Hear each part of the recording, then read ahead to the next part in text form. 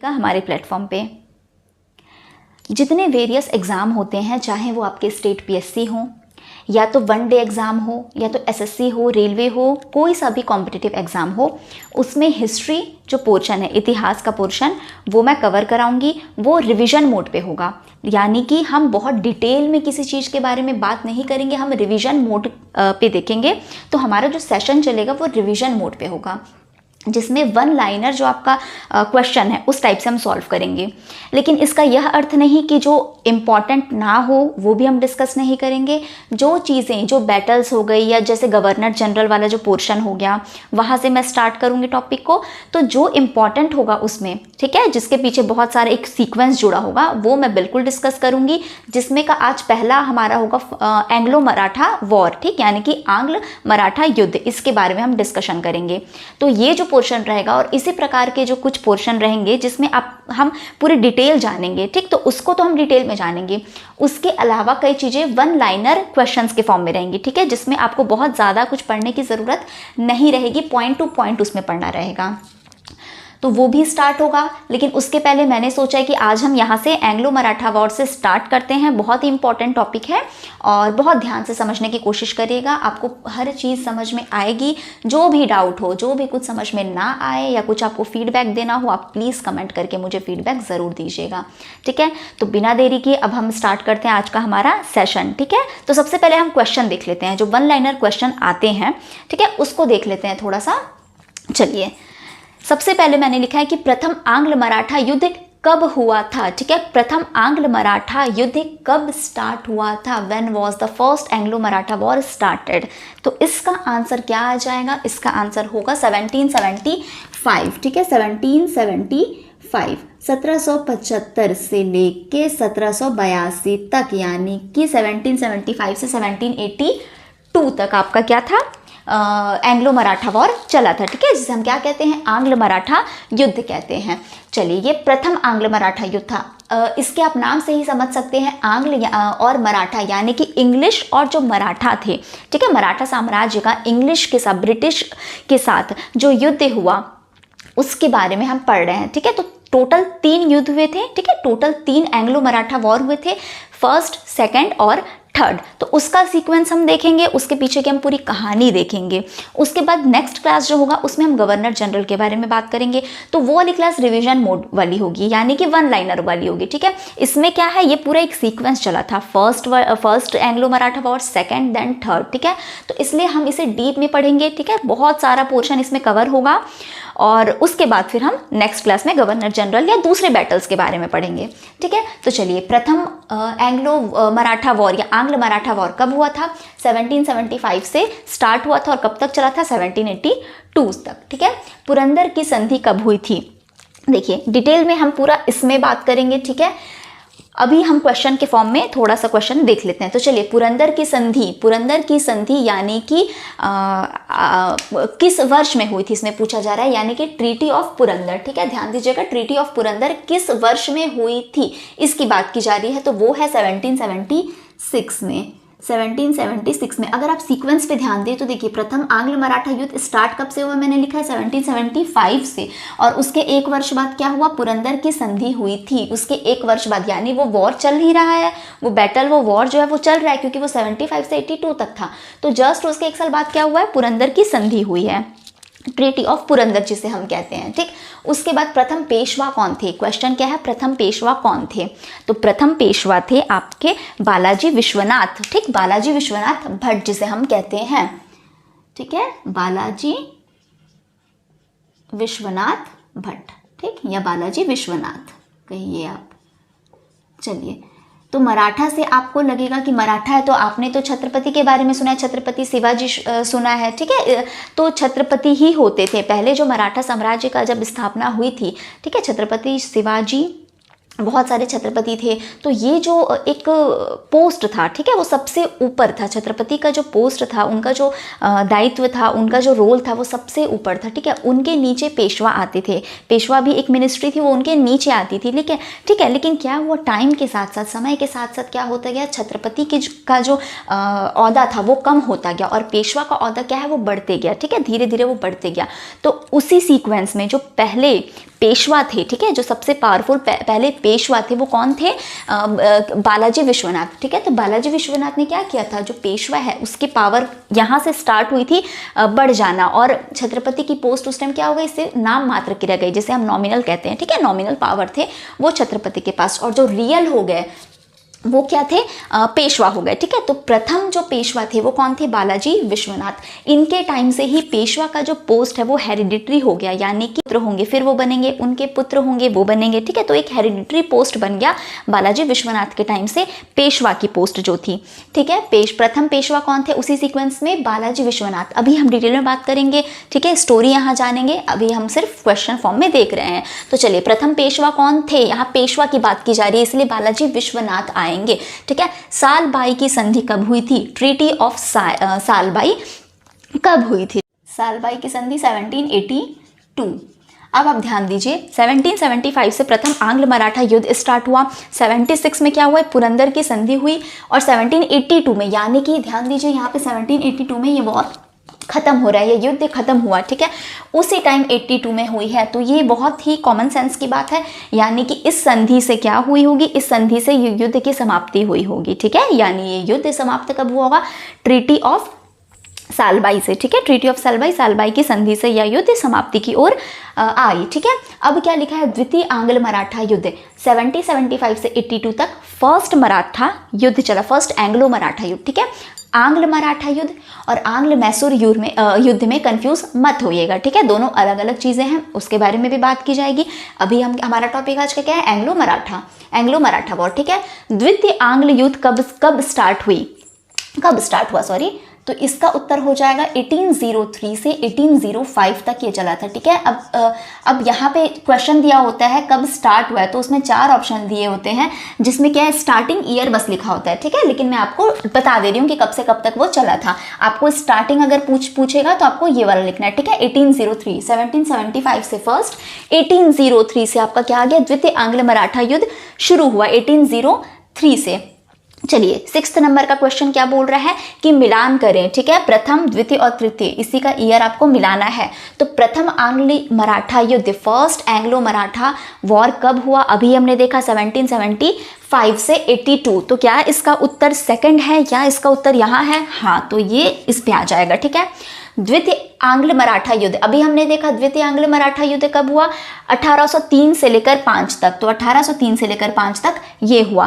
तृतीय आंग्ल मराठा युद्ध, ये क्या हुआ, सबसे लास्ट एंग्लो मराठा वॉर था, जो कि कब से कब तक चला, 1817 टू 1818। कई बुक्स में आपको 1819 भी देखने को मिलेगा, तो थोड़ा ध्यान दीजिएगा आप एग्जाम में, ठीक है, कि 18 है कि 19, उस हिसाब से आप लगाइएगा, कोई एक ही इसमें से देगा, ठीक है।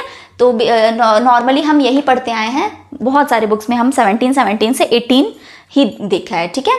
तो चलिए, ये 3 युद्ध आपके थे। प्रथम मराठा युद्ध का अंत किस संधि से हुआ, प्रथम मराठा युद्ध का अंत किस संधि से हुआ, अभी हमने देखा 1782 में कौन सी संधि हुई है, सालबाई की संधि। तो अगर ये पूछा जाए कि प्रथम मराठा युद्ध का अंत किस संधि से हुआ, तो उसका उत्तर क्या आ जाएगा, सालबाई की संधि, ठीक है। सालबाई संधि, ट्रीटी ऑफ सालबाई कहिए, या हिंदी में भी लिख देती हूँ, सालबाई की संधि, ठीक, सालबाई की संधि से हुआ था। चलिए, लास्ट देखिए, प्रथम आंग्ल मराठा युद्ध दौरान गवर्नर जनरल कौन थे, बहुत इंपॉर्टेंट क्वेश्चन है। प्रथम, फर्स्ट एंग्लो मराठा वॉर के टाइम पे who was the governor general, कौन था गवर्नर जनरल उस टाइम पे, वॉरेन हास्टिंग, ठीक है, वॉरेन हास्टिंग थे। चलिए, इसका उत्तर क्या हो जाएगा, वॉरेन हास्टिंग, ठीक है। द्वितीय मराठा युद्ध के दौरान कौन थे गवर्नर जनरल, द्वितीय मराठा, मैं second Maratha Anglo Maratha war की बात कर रही हूँ, तब कौन थे गवर्नर जनरल, वेलेस्ली, ठीक है, वेलेस्ली, जिसे हम हिंदी में लॉर्ड वेलेस्ली भी कहते हैं, वेलेस्ली, ठीक है, वो थे। और तृतीय जब थर्ड एंग्लो मराठा वॉर हुआ तब कौन थे, तो फिर लॉर्ड हास्टिंग थे, ठीक है। चलिए, तो ये इस टाइप से क्वेश्चन आ चुके हैं एग्जाम में, मैं वही क्वेश्चन लिखी हूँ जो एग्जाम में आ चुके हैं, ठीक है। अब हम यहाँ से स्टार्ट करते हैं जो मेन टॉपिक है हमारा, ठीक। तो चलिए हम हिस्ट्री में वापस जाते हैं, स्टोरी की तरह उसे पढ़ने की, समझने की कोशिश करते हैं, ठीक। चलिए, पहले तो आपको ईयर याद करना है और कौन सी संधि उस दौरान हुई थी वो याद करना रहेगा, ठीक है। जो मेन संधि है वो लिखा गया है यहाँ पे, उसके बाद हम थोड़ा सा स्टोरी टाइप पढ़ेंगे, डिटेल में पढ़ेंगे, ठीक है।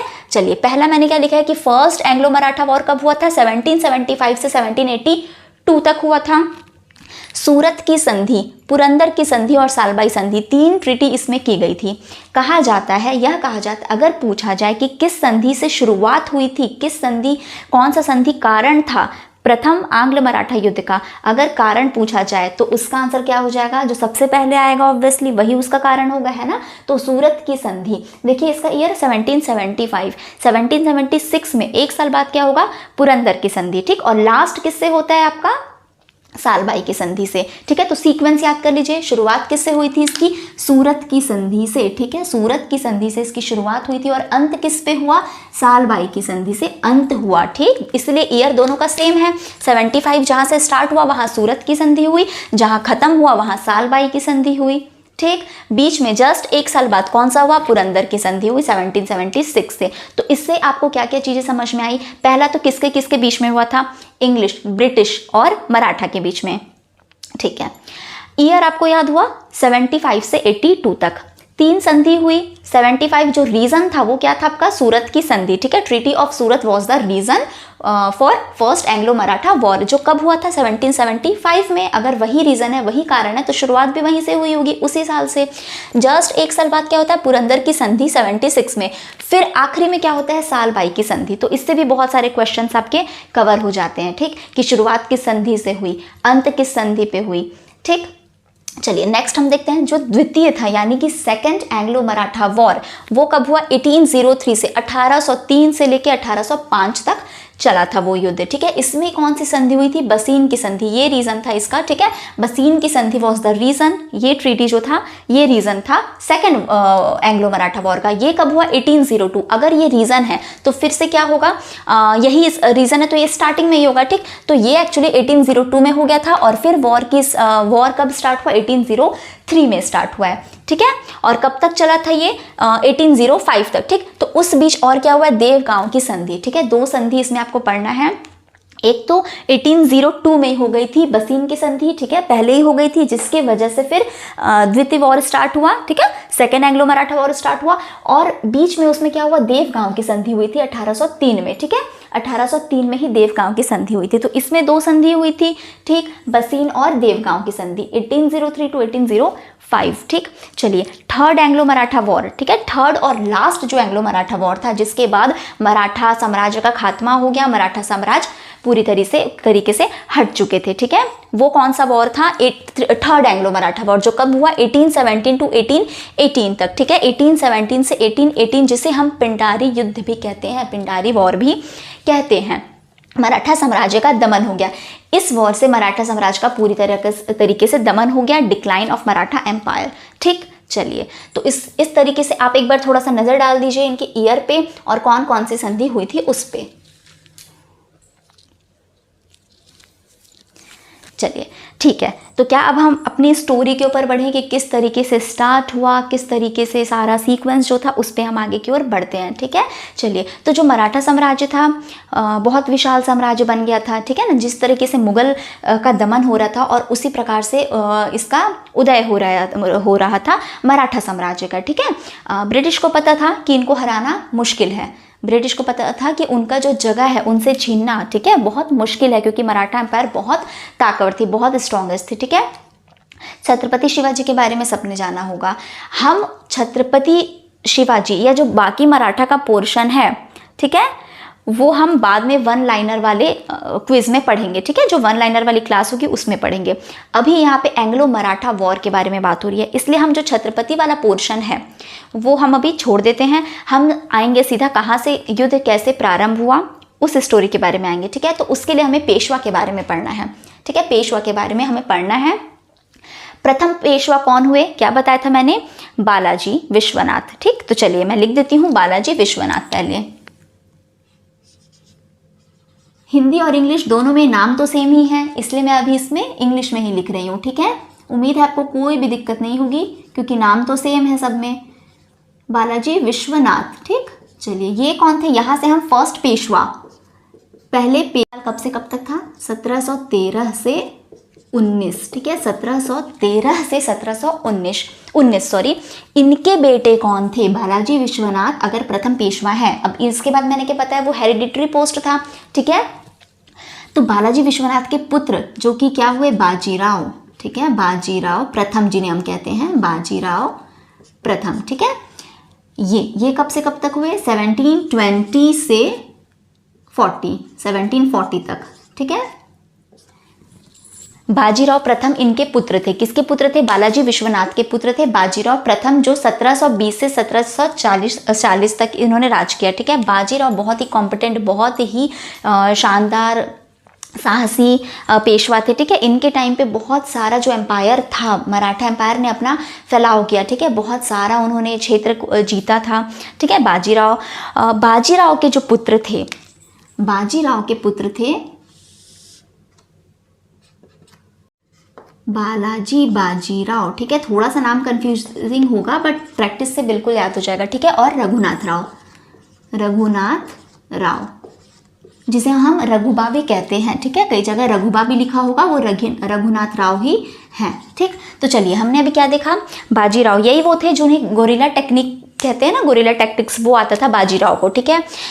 9 पेशवा में सबसे पॉपुलर पेशवा, ठीक है, सबसे प्रसिद्ध पेशवा जो हम कहेंगे वो कौन है, बाजीराव प्रथम है, ठीक है। तो सीक्वेंस एक बार याद कर लेते हैं, उसके बाद हम फिर से आगे बढ़ेंगे। सबसे पहले क्या लिखा है, बालाजी विश्वनाथ, ठीक है, बालाजी विश्वनाथ प्रथम ये पेशवा थे, ठीक है, 1713 से 19 तक।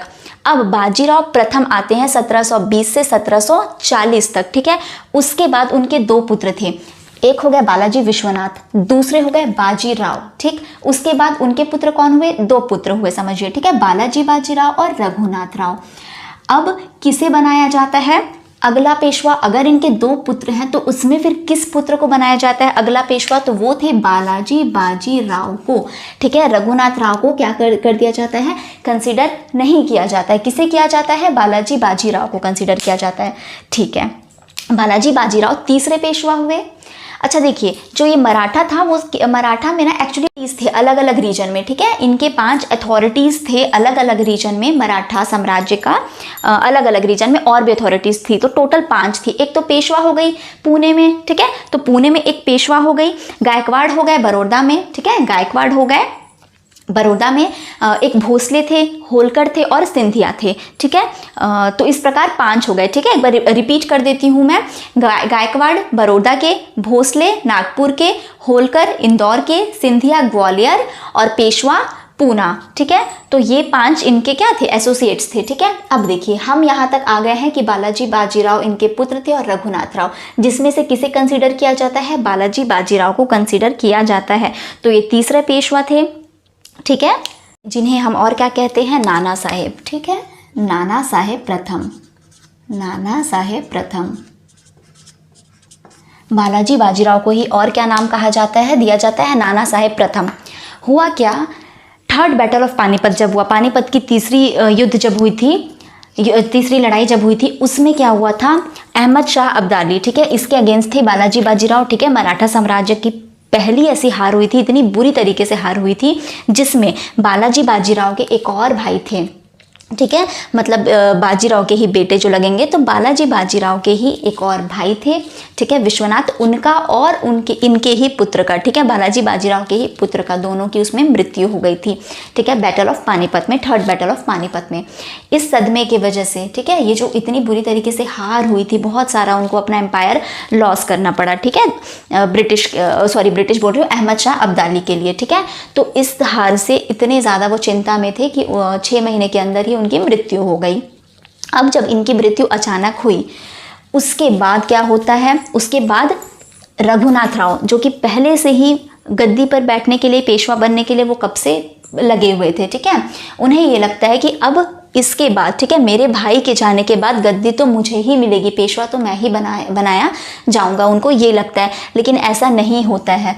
तो फिर क्या होता है, जो बालाजी बाजीराव थे उनके 2 पुत्र थे, ठीक है, उनके 2 पुत्र थे, माधवराव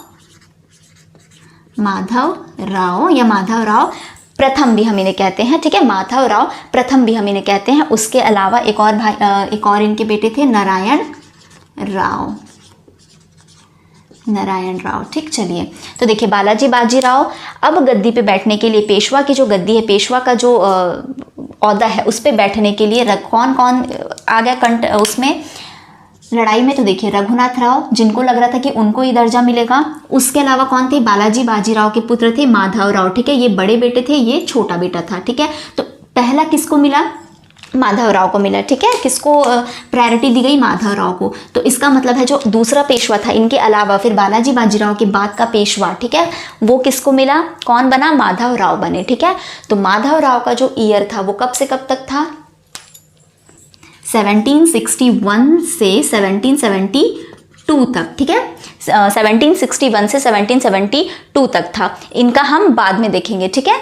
चलिए, तो इतना कंप्लीट हुआ। अब देखिए बालाजी बाजीराव, जिसे ही हम क्या कहते हैं? नाना साहेब, ठीक है। उनके बारे में हमने क्या पढ़ा कि थर्ड बैटल ऑफ पानीपत, जो कि कब हुआ था? 1761 में हुआ था, ठीक है। ध्यान दीजिए 1761 में ही हुआ था थर्ड बैटल ऑफ पानीपत। उसी के 6 महीने बाद किनकी मृत्यु हो गई? बालाजी बाजीराव की मृत्यु हो गई, ठीक है, 1761 में ही, ठीक है। उसी के बाद किसे बनाया गया? देखिए 1761 में, इसलिए ये सीक्वेंस है, ठीक है, इसलिए ये सीक्वेंस है कि 1761 से 1772 तक कौन बनाया गया था? माधवराव बनाए गए थे, ठीक है। ये भी बहुत अच्छे कॉम्पिटिटेंट पेशवा साबित हुए, ठीक है। बहुत सारा जो इन्होंने बैटल ऑफ पानीपत में लूज़ किया था, बहुत सारा अपना साम्राज्य, उसका कई हिस्सा वो पाने में सफल हुए, ठीक है। तो माधवराव भी बहुत अच्छे पेशवा थे, ठीक है। अब लालच किसके में था? रघुनाथ राव के में लालच शुरू से था, ठीक है। माधवराव क्या थे? अगले पेशवा बन चुके थे, बहुत अच्छी तरीके से वो राज कर रहे थे, ठीक है, सब चीज़ें हैंडल कर रहे थे, साम्राज्य भी बहुत सारा वो पाने में सफल हो गए। अचानक से उनको टीबी होती है, जिसे हम क्या कहते हैं? ट्यूबरक्लोसिस, ठीक है। तो अचानक उनकी क्या होती है? मृत्यु हो जाती है।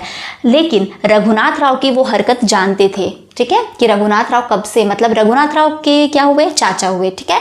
तो इसलिए कहा जाता है कि जब बालाजी बाजीराव की मृत्यु हुई तो चाचा और भतीजे के बीच लड़ाई हुई, चाचा और भतीजे के बीच संघर्ष हुआ पेशवा बनने के लिए, ठीक है, क्योंकि ये क्या हुए? ये इनके चाचा हुए, ठीक है। माधवराव के ही चाचा कौन थे? रघुनाथ राव। तो इसीलिए कहा जाता है कि चाचा और भतीजे के बीच में लड़ाई हुई, संघर्ष हुआ, लेकिन बना कौन? माधवराव को सपोर्ट मिला था, ठीक है, नेक्स्ट पेशवा बनने का, ठीक है। तो जब इनकी मृत्यु हो जाती है 1761 से 72 तक राज करने में, जब इनकी मृत्यु हो जाती है, तब रघुनाथ राव को क्या लगता है कि अब मैं राज करूंगा। पर उसके पहले ही, इनके खत्म होने के पहले माधवराव क्या कर लिए रहते हैं? इन्हें हाउस अरेस्ट कर दिए रहते हैं, ठीक है। इन्हें हाउस अरेस्ट कर दिए रहते हैं, किसे? रघुनाथ राव को, क्योंकि इसको जानते थे, इनका चाल चलन जानते थे, इनकी जो सोच है वो जानते थे, तो ये इनको क्या कर लेते हैं? हाउस अरेस्ट करके रखे रहते हैं, ठीक। वहाँ तक तो बात ठीक है, तब तक ये कुछ नहीं कर पाते हैं, ठीक है। लेकिन जब इनकी अचानक मृत्यु होती है, उसके बाद किसे बनाया जाता है? नारायण राव को, ठीक है। नारायण राव को बनाया जाता है नया पेशवा। नारायण राव को जब पेशवा बनाया जाता है, तब उनसे क्या गलती हो जाती है? वो इन्हें हाउस अरेस्ट से छुड़ा देते हैं, ठीक है, वो इन्हें फ्री कर देते हैं हाउस अरेस्ट से। इसीलिए नारायण राव का जो कार्यकाल था वो सिर्फ 1 साल का था पहले तो, ठीक है, 1772 से जब इनका खत्म हुआ, ठीक है, 72 से 73 तक था। क्यों? क्योंकि देखिए ये इनको छुड़ा देते हैं, जैसे ही ये छूटता है, ये सिर्फ 1 साल ही पेशवा बने रहते हैं। रघुनाथ राव क्या करते हैं? इसे मार डालते हैं, ठीक है। रघुनाथ राव किल्ड नारायण राव, ठीक है, यानी कि जो चाचा थे उसने अपने भतीजे की हत्या कर दी। तो ये उस समय पर तो नहीं होता था, ठीक है, हिंदुओं में तो ये नहीं होता था कि गद्दी पाने के लिए कोई किसी की हत्या कर दे। तो ये जो एक्शन था, इससे पूरा जो पेशवा, मतलब जो पूरी उनकी कम्युनिटी थी, जो मराठा साम्राज्य था, बुरी तरीके से हिल गया, ठीक है। कि ऐसा कैसे हो सकता है कि रघुनाथ राव अपने ही भतीजे का उसने कत्ल कर दिया? लेकिन ऐसा ही होता है क्योंकि वो इतना लालची हो गया रहता है सत्ता पाने के लिए, पेशवा बनने के लिए, ठीक है। और ऐसा हो नहीं पा रहा था, ना तो इनके जब बाजीराव खत्म हुए तब इसे मौका मिला, ना ही बालाजी बाजीराव खत्म हुए तब मिला, और ना ही अब माधवराव खत्म हुए तब मिला था, ठीक है। तो इसीलिए ये क्या करता है? ये जाता है ब्रिटिश। अच्छा देखिए, ये 1 साल, ये 1 साल का किए, उसके बाद इन्होंने इनके मार डाला, ठीक है। और ये खुद गद्दी पर बैठ गए, मतलब ये खुद अपने आप को पेशवा डिक्लेयर कर दिए कि अब मैं पेशवा हूँ, अब मैं राज्य करूँगा। लेकिन ऐसा नहीं होता है। ये जब बनते हैं तो ये सिर्फ मुश्किल से 1 साल, ठीक है, 10-11 महीने ही, साल भर ही रघुनाथ राव पेशवा बन पाते हैं। लेकिन जो बाकी लोग थे मराठा साम्राज्य में, क्या होता है कि काउंसिल से चलता है, ठीक है। उसमें 12 मिनिस्टर्स होते हैं, जिसे हम इंपॉर्टेंट मिनिस्ट्री कहते हैं। उनको इंपॉर्टेंट मिनिस्ट्री मिली हुई होती है, तो 12 मिनिस्टर रहते हैं, ठीक है। उसमें नाना फडणवीस करके थे, वो नहीं चाहते थे कि रघुनाथ राव, वो हेड थे, अब समझिए, ठीक है। तो वो नहीं चाहते थे कि कोई नहीं चाहता था मराठा साम्राज्य में कि रघुनाथ राव आए, रघुनाथ राव बने, ठीक है। तो नाना फडणवीस उन्हें पेशवा मानने से इनकार कर देते हैं। और वो क्या करते हैं, जो नारायण राव का पुत्र था, ठीक है, जब नारायण राव की हत्या कर दी थी रघुनाथ राव ने, उस समय इनकी जो वाइफ थी वो प्रेग्नेंट थी, ठीक है। उस समय उन्हें पुत्र हुआ और वह पुत्र सिर्फ 40 दिनों का था, ठीक है, 35 से 40 दिनों का था। और उन्हें डिक्लेयर कर दिया गया, ठीक है, नाना फडणवीस ने उस बच्चे को डिक्लेयर कर दिया कि वो नया पेशवा बनेगा। तब आप सोचिए कि उसे और कितना बुरा लगा होगा कि वो इसकी हत्या कर देता है, यह सोचकर कि इसके बाद मुझे मौका मिलेगा। लेकिन मौका इसे ना मिलकर किसे मिल जाता है, वो 40 दिन के बच्चे को, ठीक है, वो जो 40 दिन का बच्चा अभी हुआ है उसे मिल जाता है, ठीक है। तो नारायण राव का जो बेटा था, ठीक है, उसे क्या कहा जाता है, नारायण राव का बेटा जो था उसे माधव राव द्वितीय कहा जाता है, या तो सावई, ठीक है, सावई राव या तो माधव राव। बहुत जगह आप ज़्यादातर बुक्स में देखेंगे कि माधव राव द्वितीय ही कहा जाता है इन्हें, ठीक है। तो दोनों नाम सही हैं, माधव राव द्वितीय, ठीक है, ये प्रथम थे, ठीक है, और ये द्वितीय हुए। या तो फिर आप देखेंगे सावई राव, ठीक है, नारायण राव के पुत्र थे, ठीक है। तो इनका कब से कब तक कार्यकाल रहता है, तो 1774 से 95 तक, 1774 से 1795 तक पूरा इनका कार्यकाल रहता है। अब ये पूरी तरीके से क्या हुआ, क्षतिग्रस्त हो गए, ठीक है, ये पूरी तरह से हताश हो गए कि इतना कुछ करने के बाद भी मुझे राजगद्दी नहीं मिल रही है। तब ये क्या काम करता है, ब्रिटिशर्स के पास जाता है, ठीक है, जो ब्रिटिशर्स थे उनके पास जाता है और उनसे कहता है, उनके साथ एक संधि करता है, ठीक है, जिस संधि को हम क्या कहते हैं, ध्यान दीजिएगा। इनकी मृत्यु कब हुई, 1772 से 73 तक नारायण राव ने राज किया, ठीक है। अब आप देखिएगा सूरत की संधि, ठीक है, इसीलिए कहते हैं सूरत की संधि क्या है, रीजन है, ठीक है, क्योंकि देखिए 1 साल तक तो इन्होंने कर लिया, 73 से 74 तक तो इन्होंने राज जैसे तैसे कर लिया, ठीक है, लेकिन उसके बाद इनको हटा दिया जाता है, इन्हें मौका नहीं मिलता है। किसे मौका मिल जाता है फिर, सावई राव या तो माधव राव द्वितीय को, ठीक है, जो 74 से 1795 तक बने थे। तो जब ये 74 में ये बन जाते हैं पेशवा, ठीक है, तब 1775 में क्या होता है, सूरत की संधि होती है, जो किसके बीच हुई थी सूरत की संधि, तो जो ट्रीटी ऑफ सूरत है, ट्रीटी ऑफ सूरत, ये एक्चुअली किसके बीच में हुई थी, तो ब्रिटिशर्स के बीच में और, ठीक है, अंग्रेजों के बीच में। अंग्रेजों के साथ किसकी हुई थी, रघुनाथ राव की, ठीक है, ये चीज़ ध्यान देने वाली है क्योंकि रघुनाथ राव की इस संधि के हिसाब से अगर रघुनाथ राव को 2500 मिलिट्री मिली जाती है तो वो क्या करेंगे, अपना सालसेत का हिस्सा, ठीक है, जो सालसेत और बसीन का हिस्सा था वो किसको दे देंगे, ब्रिटिशर्स को दे देंगे, ठीक। चलिए, तो इतना आपको एक बार आप देख लीजिए, ध्यान दे दीजिए। चलिए देखिए, अब हम देखते हैं कि ट्रीटी ऑफ सूरत तो किसके बीच में हुई, ब्रिटिशर्स और रघुनाथ राव के बीच में हुई, ठीक है। अच्छा देखिए, जो सावई राव थे या माधव राव द्वितीय थे, ठीक है, माधव राव द्वितीय, इन्हें किसका संरक्षण मिला था, क्योंकि ये तो बच्चे थे, जैसा मैंने बताया 40 दिन का ही था वो बच्चा, ठीक है। तो इन्हें किसका संरक्षण मिला था, नाना फडणवीस का, ठीक है, जैसा कि मैंने अभी बताया था, नाना फडणवीस का इनको संरक्षण मिला था। तो इसका मतलब जो भी डिसीजन थे नाना फडणवीस,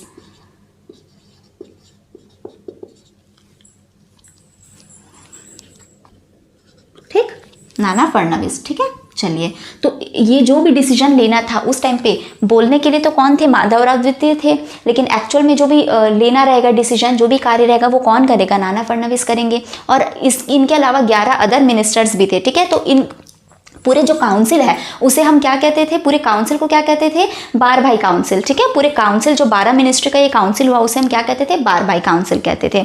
ठीक है, चलिए अब हम आगे देखते हैं कि जब ट्रीटी ऑफ सूरत हुई जिसमें ब्रिटिशर्स और रघुनाथ राव की अदला बदली हुई पावर को लेके, ठीक है, कि आप मुझे 2500 मिलिट्री फोर्सेस दीजिएगा, ठीक है, 2500 मिलिट्री दीजिएगा और मैं आपको बदले में क्या दूंगा, तो सलसेत और बसीन का जो रीजन है, ठीक है, सालसेत और बसीन का जो रीजन है वो मैं ब्रिटिशर्स आपको देता हूँ।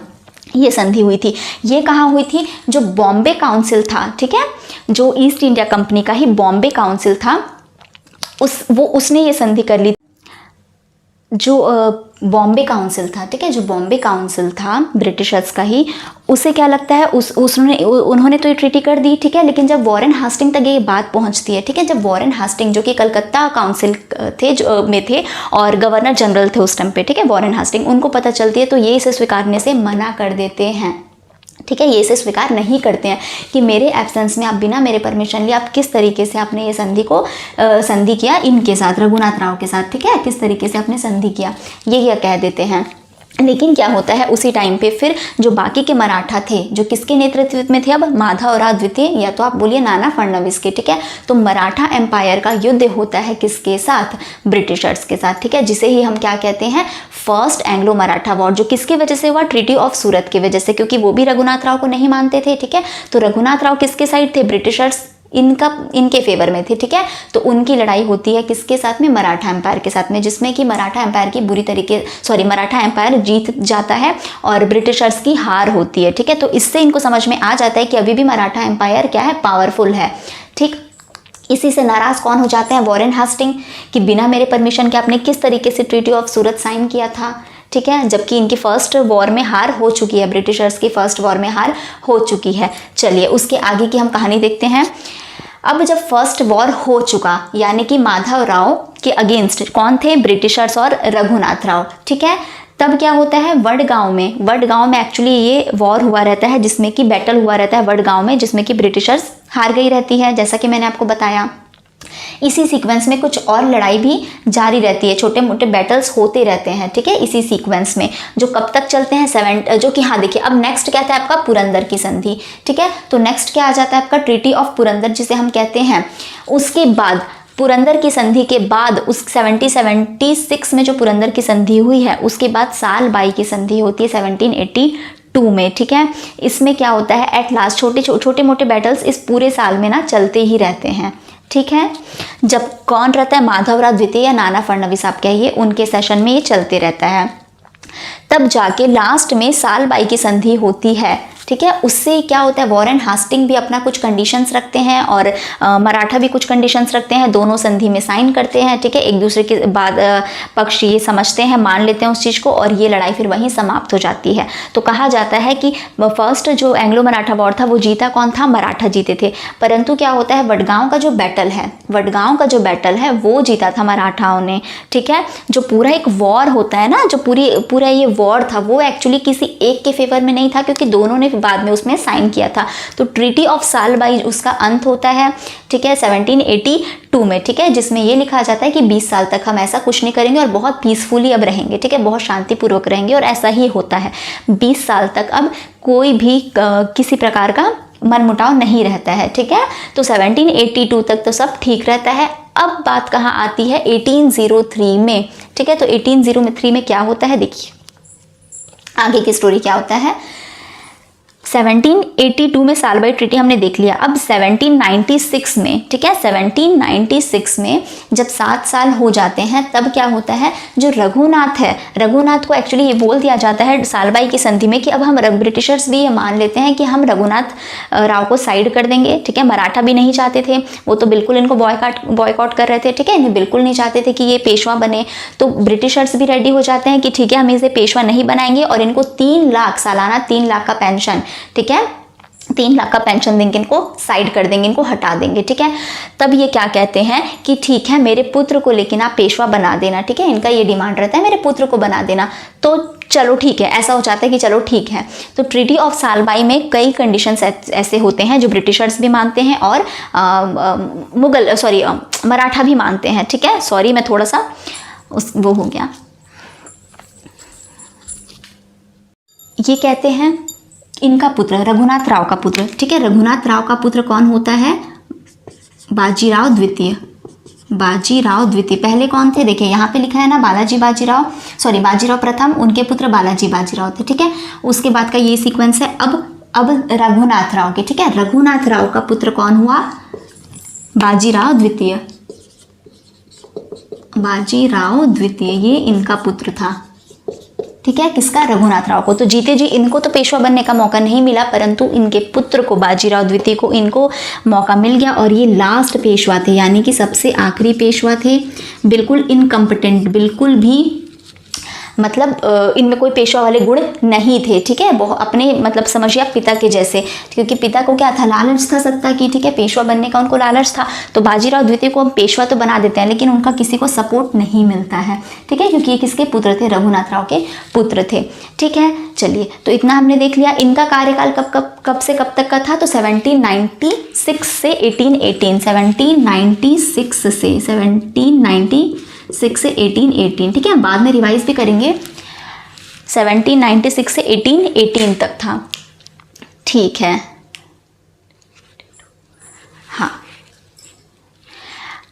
अब देखिए, जब ये बन जाते हैं, लास्ट पेशवा भी रहते हैं ये, 1796 मैंने लिखा है, हाँ। उसके बाद क्या होता है? सेकंड एंग्लो मराठा वॉर, ठीक है। सेकंड एंग्लो मराठा वॉर जो कि बसीन की संधि से शुरू होता है और वो कब हुआ रहता है? 1802 में हुआ रहता है, ठीक। अगेन वॉरेन हास्टिंग क्या करते हैं? ट्रीटी ऑफ बसीन साइन करते हैं, ठीक है। और इसमें कौन साइन कर देता है? बाजीराव द्वितीय साइन कर देता है। जैसा मैंने बोला, बहुत ही इनकम्पिटेंट था, इसको चाहिए था प्रोटेक्शन, कि यही पेशवा बने रहे और मुझे प्रोटेक्शन मिले, तो ब्रिटिशर्स इसको प्रोटेक्शन देंगे, ठीक है। बदले में ये भी क्या कर रहे थे? अपने कई साम्राज्य ब्रिटिशर्स को देने के लिए ये रेडी हो गए थे, ठीक है, कि वो ब्रिटिशर्स मुझे अपना ट्रूप दे, ठीक है, मिलिट्री प्रोवाइड करे और मैं अपना कई टेरिटरी ब्रिटिशर्स को दूंगा। सहायक संधि पे इन्होंने साइन कर दिया था, जिसे हम इंग्लिश में कहते हैं सब्सिडरी अलायंस, ठीक है। तो इसीलिए बाजीराव द्वितीय इन्होंने क्या किया था? ट्रीटी बसीन की संधि, ठीक है, ट्रीटी ऑफ बसीन पे इन्होंने साइन कर दिया, ठीक है। अब ये चीज़ बाकी जो पेशवा थे, बाकी जो मराठा साम्राज्य था, उनको पसंद नहीं आया, ठीक है, कि किस तरीके से इन्होंने हाथ मिला लिया। उन्हें लगा किस तरीके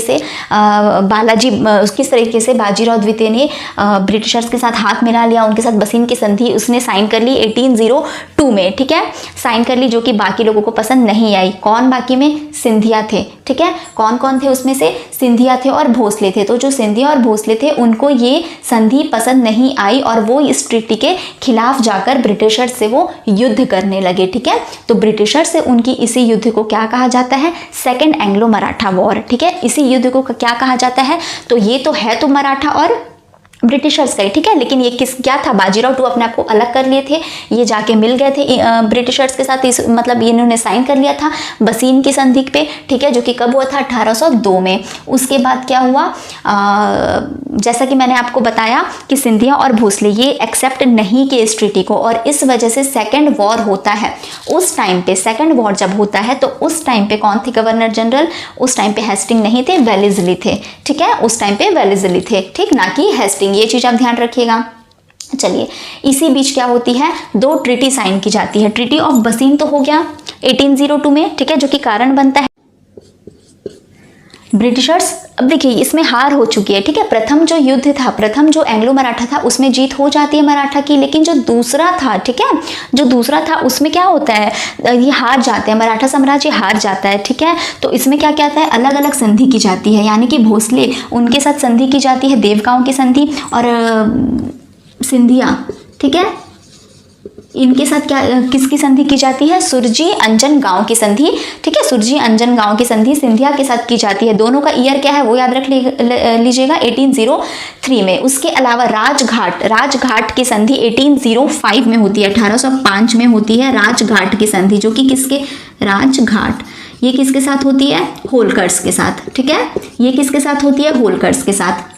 जैसा कि मैंने आपको बताया था कि मराठा साम्राज्य किसके किसके साथ बना था, 5 थे, ठीक है। पेशवा थे, भोसले थे, सिंधिया थे, होलकर थे और गायकवाड़ थे, ठीक है। तो ये जो संधि होती है ये याद रख लेगा 1803 और 1805 में, ठीक है।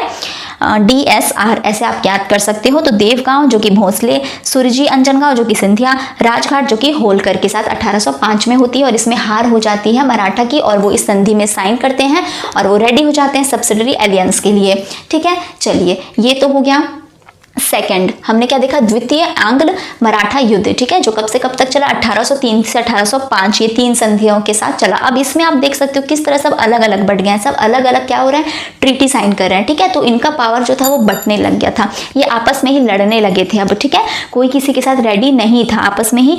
तो यहाँ से जो डिक्लाइन है वो तो चालू हो गया था, बाजीराव 2 के टाइम से डिक्लाइन जो है वो चालू हो चुका था मराठा का वैसे, ठीक है। लेकिन जो फॉर्मल एंड था, पूरी तरीके से जो खात्मा हम जिसे कहते हैं, वो कब हुआ, जब थर्ड एंग्लो मराठा वॉर हुआ। कब, 1817 से 1818। तो देखिए 1805 तक आपका सेकंड वॉर जो था एंग्लो मराठा वॉर वो खत्म हो गया, ठीक है, 1805 तक। उसके बाद क्या होता है, 1817 में क्या होता है, पिंडारी युद्ध होती है। एक्चुअली देखिए क्या होता है, कई चीज़ें अब तो जितने मराठा साम्राज्य थे वो सब जाने लग गए ब्रिटिशर्स के पास, ठीक है। तो जो पिंडारी थे, पिंडारी क्या होते थे, लुटेरे कहते थे, ठीक है। वो लूटपाट मचाते थे, जहाँ पे मराठा जीत जाते थे जिस जगह को, साम्राज्य को, वहाँ पे वो जाके लूटपाट करते थे, ठीक है। तो मराठा जानते थे वो उनका साथ, मतलब ठीक है आप अपना घर चलाओ, अब देखो, ठीक है, उनके अगेंस्ट नहीं थे वो। तो पिंडारी क्या काम करते थे, लूटपाट करने का काम करते थे, ठीक।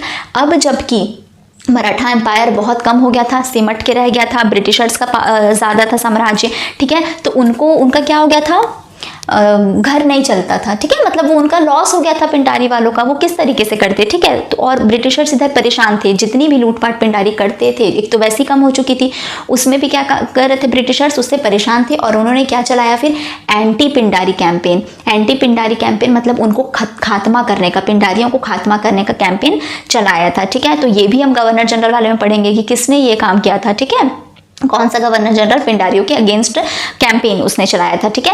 तो मैंने क्या बताया, पिंडारियों के साथ, हाँ चलिए, तो पिंडारी क्या काम करते थे, लूटपाट का काम करते थे और ब्रिटिशर्स उनको हटाने के लिए एंटी पिंडारी कैंपेन चलाए थे, ठीक। उसके लिए उन्होंने किसकी हेल्प मांगी, मराठाओं की, ठीक है, कि आप हमारा हेल्प करिए, ठीक है, पिंडारियों को हटाने में, उनका दमन करने के लिए आप हमारी मदद करिए।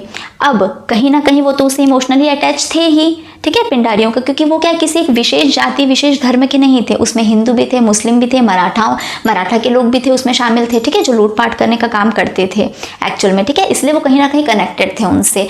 तो उन्होंने मना कर दिया कि हम इसमें हेल्प आपकी नहीं कर सकते हैं। तो पहले उन्होंने क्या किया, हास्टिंग ने, वॉरेन हास्टिंग ने पहले पिंडारियों को हटाया, कैंपेन चलाया, ठीक है, उनके खिलाफ, उनका खात्मा किया और फिर साथ में मराठाओं के साथ भी उनका जो लास्ट वॉर है, थर्ड वॉर, वो शुरू हो जाता है, क्योंकि उन्होंने उनकी मदद नहीं की थी, ठीक है। तो इस तरीके से एंटी पिंडारी कैंपेन चलाया जाता है। उसके बाद होता है आपका थर्ड वॉर, ठीक है, थर्ड एंग्लो मराठा वॉर।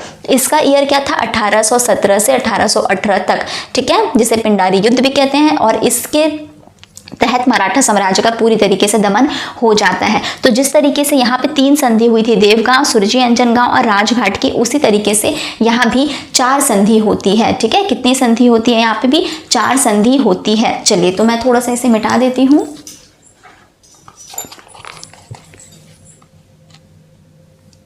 ठीक है, मैं इसे मिटा देती हूँ, ठीक है।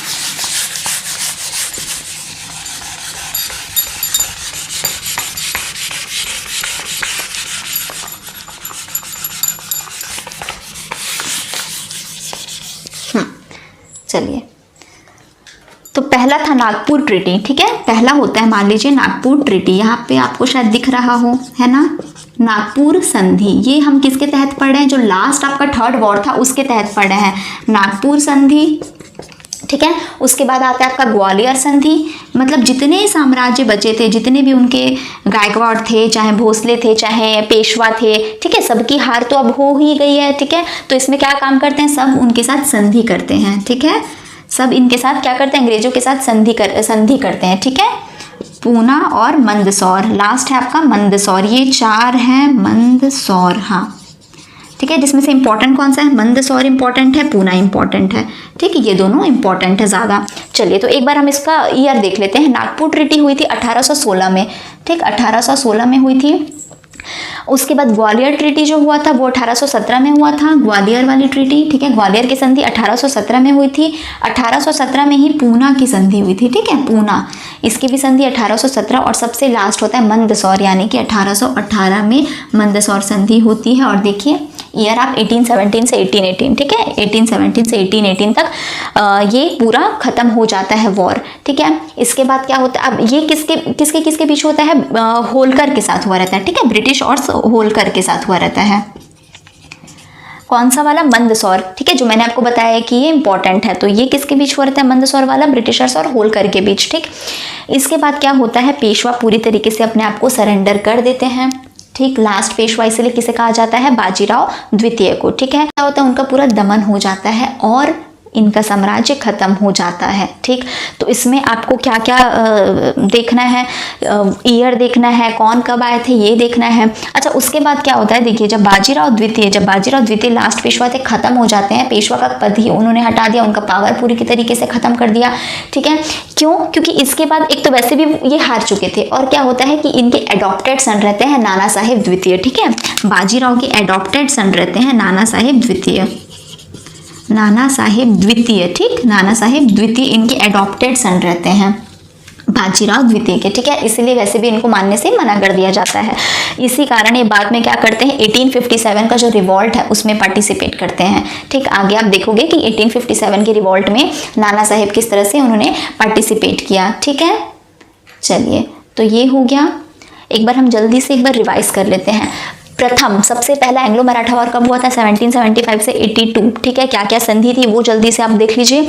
तो सूरत की संधि 1775, ये रीजन था, शुरू यहाँ से हुआ, ठीक है। खत्म कहाँ से हुआ, सालबाई संधि जो कि 1782, बीच में क्या हुई, पुरंदर की संधि। तो ईयर देख लीजिए, 75 से स्टार्ट, एक साल बाद पुरंदर की संधि और खत्म हुई सालबाई की संधि से, ठीक है। स्टोरी तो हम बाद में देखेंगे।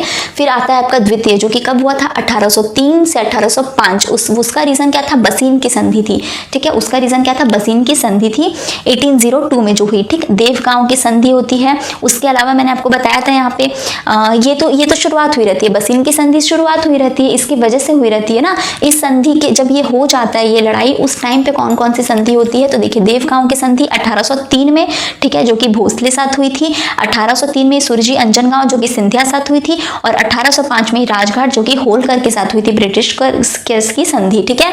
तो ये आपका 1805 तक द्वितीय आंग्ल मराठा वॉर चलता है। तृतीय जो आता है, थर्ड एंग्लो मराठा वॉर, वो 1817 टू 1818 जो कि मेनली पिंडारी के खिलाफ था।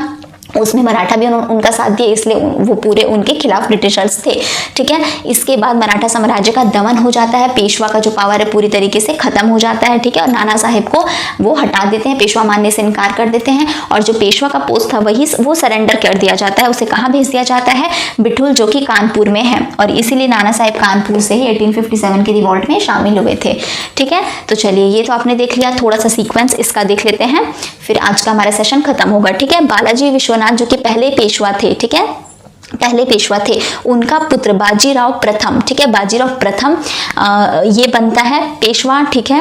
उसके बाद देखिए इनके दो पुत्र हैं, बालाजी बाजीराव और रघुनाथ राव। बालाजी बाजीराव को बना दिया जाता है पेशवा, रघुनाथ राव तब से पीछे पड़ जाते हैं कि मुझे बनना है। इसके बाद इनके पुत्र माधव राव 1761 से 1772 तक इन्होंने राज किया। टीबी के कारण इनकी मृत्यु हो जाती है, और इन्हीं के भाई, ठीक है, यानी कि बालाजी बाजीराव के पुत्र को, दूसरे पुत्र जो थे छोटे पुत्र, उनको मौका मिलता है नारायण राव को, ठीक है। लेकिन क्या होता है, ये रघुनाथ राव इनकी मृत्यु, इन्हें मार देते हैं, ठीक है, इनकी मृत्यु हो जाती है सिर्फ 1 साल के अंतराल में ही। तो उनका जो पुत्र था जिसे माधव राव द्वितीय कहते हैं, उसे संरक्षण प्राप्त था नाना फडणवीस का, ठीक है। उनके संरक्षण में ये नया पेशवा बना दिया गया माधव राव द्वितीय को, जो कब से कब तक थे, 74 से 95 तक थे।